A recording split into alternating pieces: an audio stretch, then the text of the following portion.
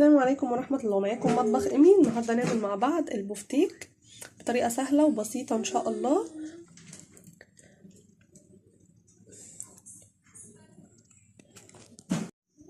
مستوي من جوه وجميل ومن بره مقرمش جدا.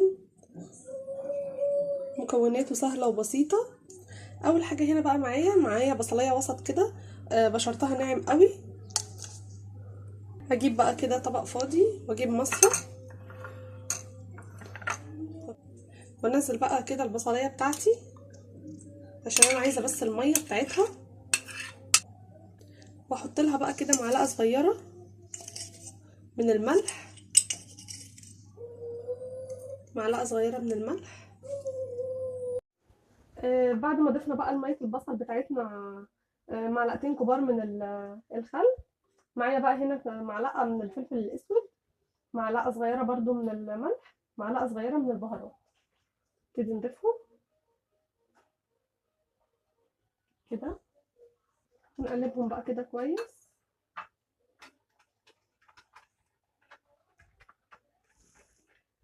معايا بقى هنا كده كيس بلاستيك عادي خالص، فتحته كده بالمقص.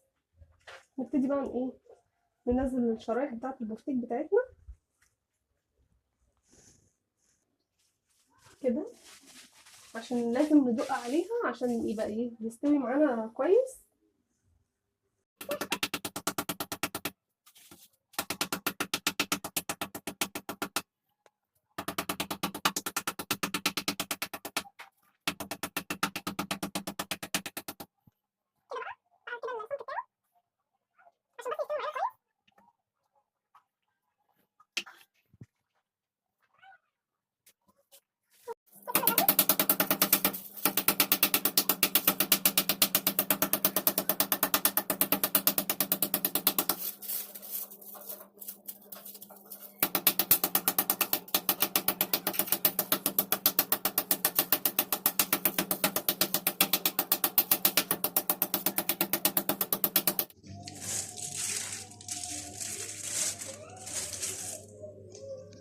كده ما يبقاش برضو يعني لا تخين قوي ولا رفيع قوي عشان ما يتحرقش، وبرضو ما يكونش تخين عشان برضو يستوي كويس.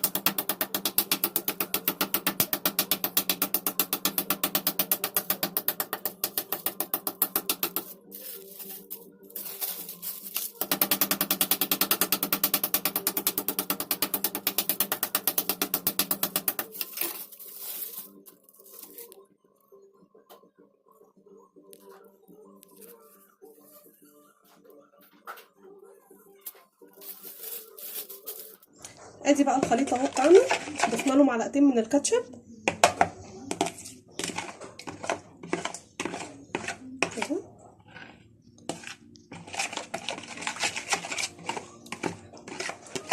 نقلبه كويس. نبتدي بقى ننزل البفتيك بتاعنا. بسم الله. الخل طبعا بيساعد على فتح الانسجه بتاعت اللحمه يعني كده.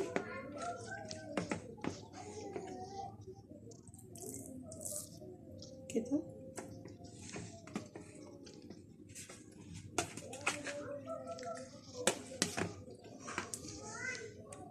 كده بقى خلاص تبلته كله. نبتدي بقى نغطيه ونشيله بقى في التلاجة معانا. يعني لو يبات من بالليل يبقى احسن. ما امكنش يعني هيقعد مثلا ساعتين في التلاجة. معايا هنا بقى الفيجيتار او البقسماط، حطيت عليه معلقتين من النشا، واحط رشه برضو من الملح ورشه من الفلفل الاسود كده. ونقلبهم بقى كويس.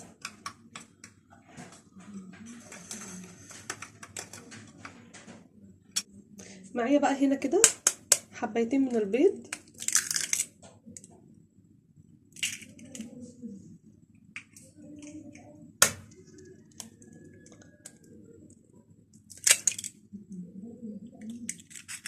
كده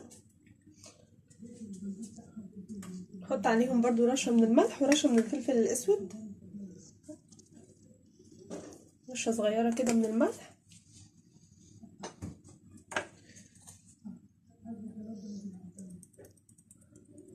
ورشة من الفلفل الاسود،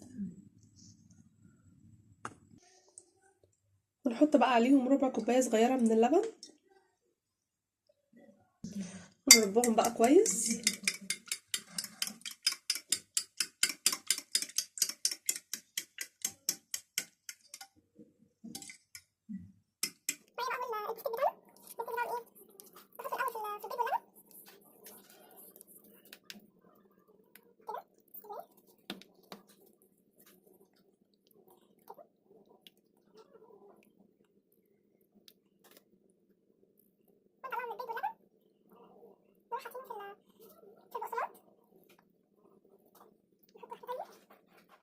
انا حاسه ان هي بس كبيره شويه، فانا هقسمها كده نصين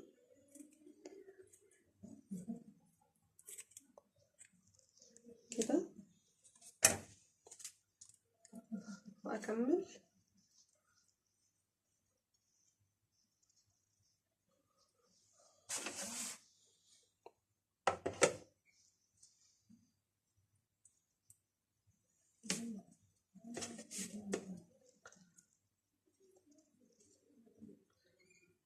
كده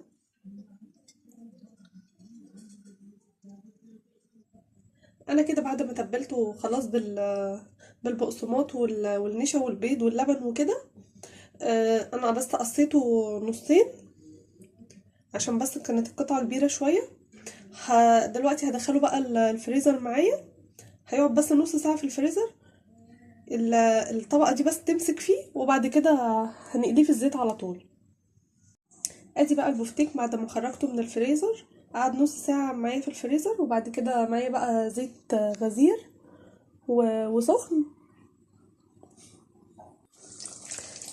نسيبه بقى على نار متوسطة عشان بس اللحم يستوي معايا بس من جوه، ما يبقاش الكفر بس من بره وهو جوه مش مستوي.